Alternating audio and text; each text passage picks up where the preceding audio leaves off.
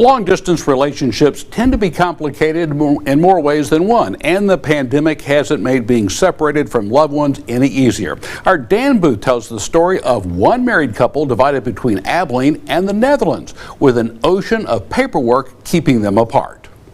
When she's going through customs, her passport would be flagged and they would tell her, you got to turn around and go back home. When the pandemic started, flights all over the world were canceled. For Abilene, that meant she couldn't fly back home to the Netherlands after visiting her husband and family in Abilene. After receiving advice to not travel for safety reasons, and after being denied her green card multiple times, she unintentionally overstayed her visa. She was eventually able to fly home to the Netherlands, but when she tried to come back to the U.S. a few months later, she ran into some legal problems. During her interview, it was 2.5 hours long roughly, they said, okay, well, we agree that this relationship is legit, but we can't approve you because you did overstay your visa. According to Jonathan Reen, for unintentionally overstaying her visa, his wife is now legally banned from the United States for 3 years. Right now it looks like her and our almost 18-month-olds are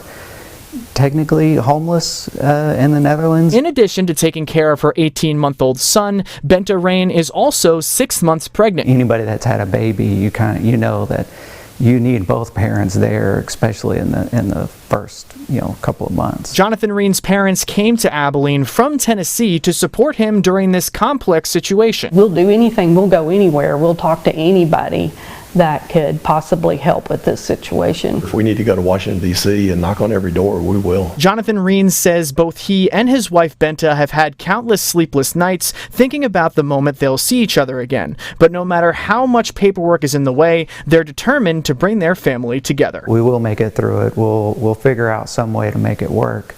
But it is something as a husband that you think, this is when I need to be there for her, and potentially it might not happen. For BigCountryHomepage.com, I'm Dan Booth. Thank you, Dan. In a desperate plea for help, the Reen family has reached out to multiple public officials, including Representative Jody Arrington and Senator Ted Cruz, to help expedite the process. Family created a GoFundMe page to help pay for living expenses and legal fees, and you can find a link to that page on our website, BigCountryHomepage.com.